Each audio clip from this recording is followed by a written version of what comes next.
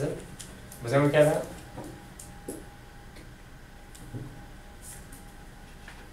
Great job. Great job. Will you see these often?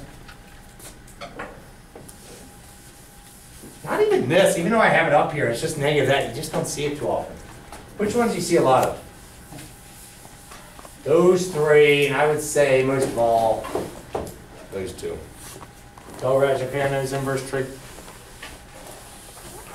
On 3.5, can you do number 80? Yeah. That took me a long time. I couldn't still figure it out. You bet. So on these sections of the textbook, pretty long, right? And sometimes I look at some of those, I look at every problem. I'm like, you know, don't want to get caught up in something that's just going to be like, Sometimes I see a cool problem. Author makes a really good problem, but it requires something called problem solving. It's not your natural, typical two-step get the answer, right? It's not your typical just get the derivative. It's got a picture, it's got an image, and we got to look at it and we got to examine it. So we're going to problem solve together. Does that sound good? Don't worry when you problem solve, Art and everyone. You try a problem and you don't know what to do. You don't know where to start. We'll start somewhere. We start brainstorming, we'll get this thing, okay? Let me just draw this. So this is from 3.5. Before we move out of all these inverse trig derivatives, everyone, here's the image. Whoop. Whoop. I see they have an ellipse in there, huh? And when there's an ellipse, I see over here, off to the right, they have the number 3. They got a pole that went like this. And way over here, there's a -5. Don't worry, this isn't drawn to scale. There's a -5 right there. And the top of this post, they drew a tangent to that curve. And it hits right there. So when that is tangent, I'll just put a big dot right there. When it's tangent to this curve right here, I'll just thicken that. I'll thicken that ellipse. So this point is the point of tangency, right? They didn't tell you what it was. They did give the equation of this ellipse here, though. Now, when you know how circles look? Circles look like this, right? This is circles. When they're elliptical, you get equations like this. X squared, 4y squared equals 5. That's the equation of that ellipse right there. Okay, that was good. Now, what's the question? How far above the x-axis is the lamp located? Here's the lamp. I guess we got to find the height of the lamp, huh?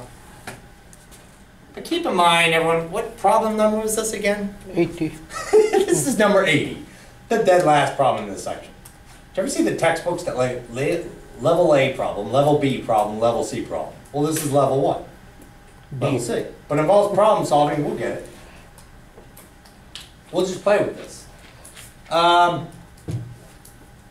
just play around with this. I see a straight line in there, right? Everyone, do you know how to find the slope of this straight line? Yeah. Yeah, but to get slope of a straight line, rise over 1. Y sub 2 minus y sub 1 over x sub 2 minus x sub 1. Will that work? I don't know what this point is. Is everyone okay if I call it x comma y? Yeah. All right. I don't know what you are, but I'll call you point x comma y. True? So what would be the slope of that straight line? What would it be if I did slope from x, y, and what's this as an x, y coordinate?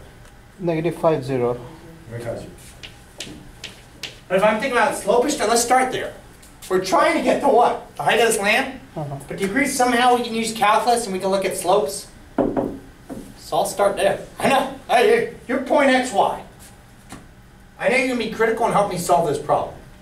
So x, y, the slope of this straight line would be y minus 0. All over x minus -5. And what does that equal? So y minus 0 equals Y minus 0 over x minus negative 5. 5. Can I simplify that? Yeah. What do we get? Y over x plus 5. Cool. Now I'd like to be able to set this equal to something. Do you agree slopes of tangent lines to curves is equal to the derivative? Mm-hmm. So that equals dy dx. Well, I got an equation here. So now we're going somewhere, right? Well, at least we got this thing going. We're like, oh yeah, that's like, this should be equal to the dy dx of that equation. Huh? So let's try that. Now, do you remember how to differentiate something that's this? We gotta do implicit differentiation. Let's do implicit differentiation. What's your thought? 0. What's your x squared? 2x. Do you remember how to do this? 8y. Differentiate that, and then you're going to put down what? dy dx, right? Good. All right, let's see. 8y to the first times a dy dx. dy dx. Now, can you solve for dy dx? What would it be? Negative 1/4 x over y. Good job. You subtracted 2x on both sides. Does everyone see that? And then he's going to divide the 8y. So subtract 2x on both sides and divide the 8y, right? Josephine. Where'd you get the 2 and the 8? The 2 and the e. I'm sorry, where is it? Oh, right there? Yeah. That ain't right there. So what I'm doing right here, if I'm going from this step to this step, I am differentiating both sides. I didn't write my writing, but what I'm doing to this is equation out of ellipse. I'm doing this. I'm differentiating that side, Is there, and I'm differentiating this side with respect to the letter x. is there wherever there's a y? That's right. You got it, implicit differentiation. But Josephine, I didn't write that, but please feel free to do that. And I'll just rewrite the ellipse equation right here. The equation of this ellipse is x squared plus 4y squared equals what? 5? So what's dy dx equal? Negative 2x over, 8y. and I heard you could reduce that. What would that be? 1/4 xy. I like it. So can I put that over here? Yeah. Everyone agree? Yep. Now we're going somewhere. This is where I started. I'm like, I have no idea where to start. But I'm seeing a tangent line, and we're thinking calculus, slope of tangent line is derivative. And then I saw a straight line, and I said, well, I can just do rise over run on that, right? So let me substitute this right here. Mm-hmm. And let's see if we can get anywhere.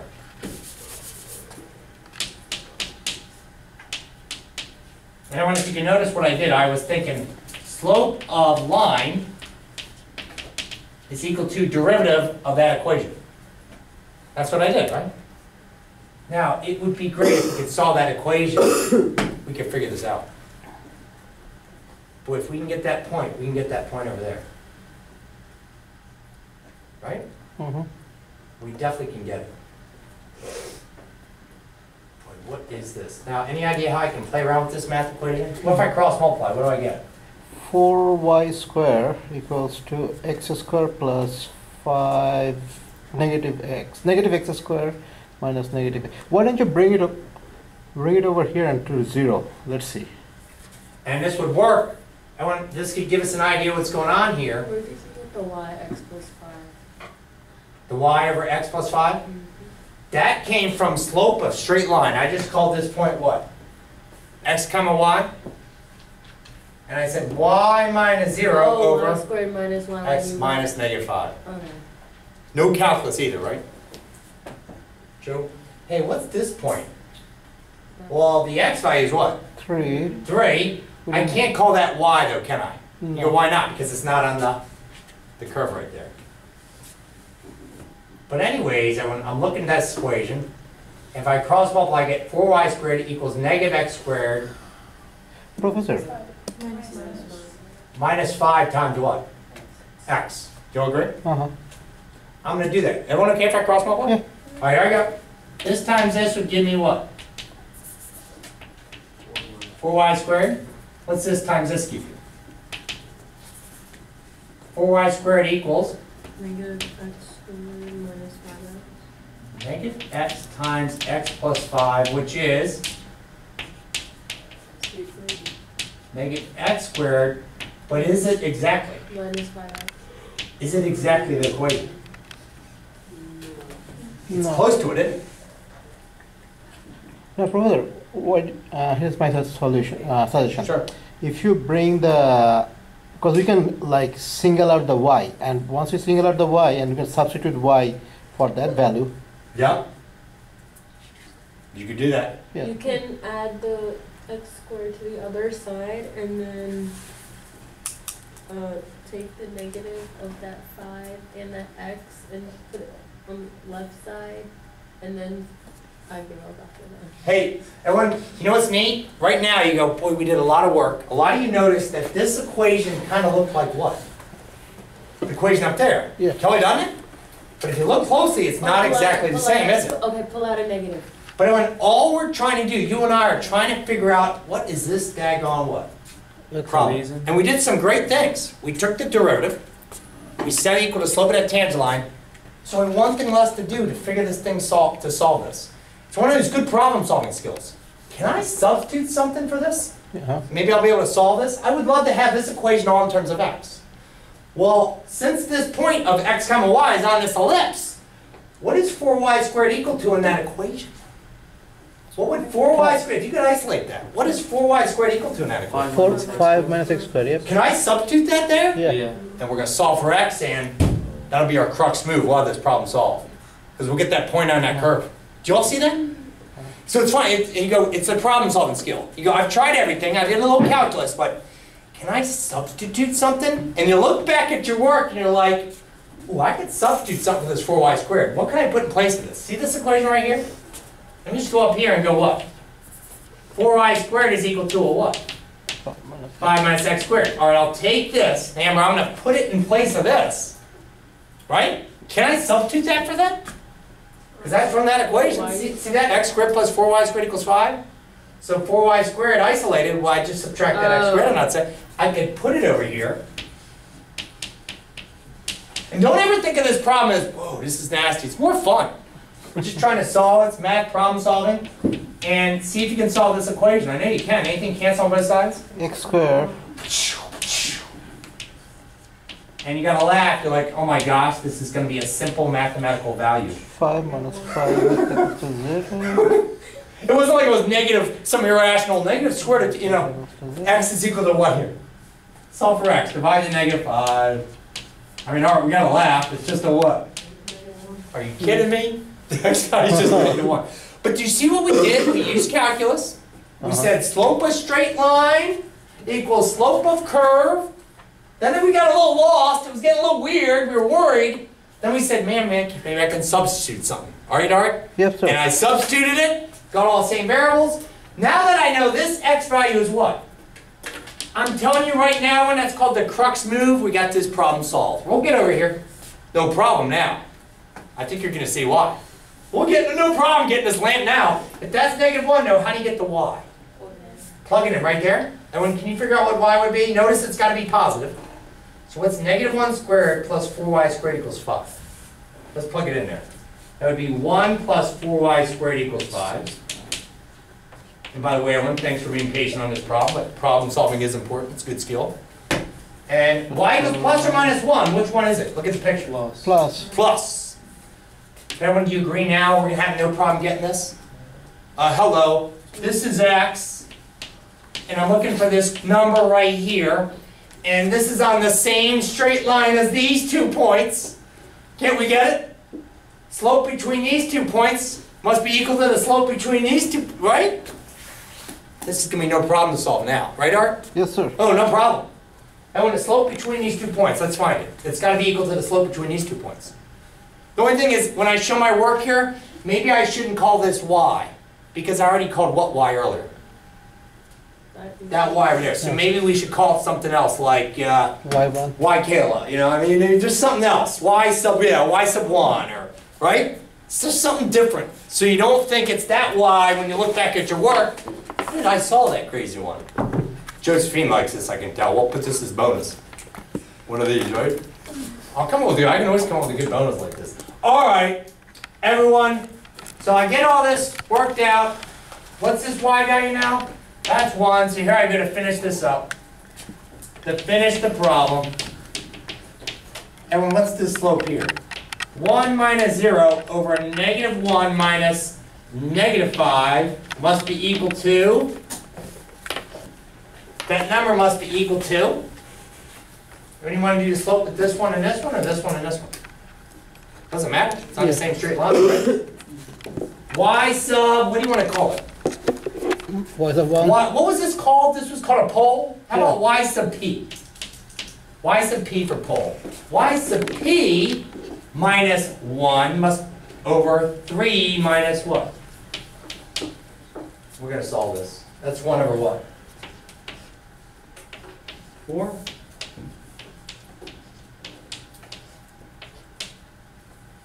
Anybody know what y sub p is? Yeah. It's a simple number. Would have been easy to guess. Can you figure out? Look at that ratio. 1/4 must equal y sub p minus 1 over 4. Nope. Oh, I'm sorry. You'll get it. You'll get it. And look at the picture, Cal. You'll crack up. Yeah. It wasn't even a tricky, goofy looking. This is just a what? I'll flat out what? 2. That means. Isn't that 2? Mm-hmm. Y sub p is 2. Wait, I lost you. What'd you do after that? After this, we got x equal to negative 1. Right, Amber? Once we knew that, this problem is getting solved. And you go, why? I knew the point of tangency. And I put it here. But then this wasn't here yet. You go, now how do you get that? Once you knew that was negative 1, we plugged it into this equation to see what the corresponding y would be. We solved for y here. We got plus or minus 1 because it's up in the air, it's the what? Positive. Positive 1. But now you're like, Amber, we're like, the slope between these points must equal the slope between, I call this y sub p, between these points. And you'll get it. The key was, the crux move was trying to figure out this what?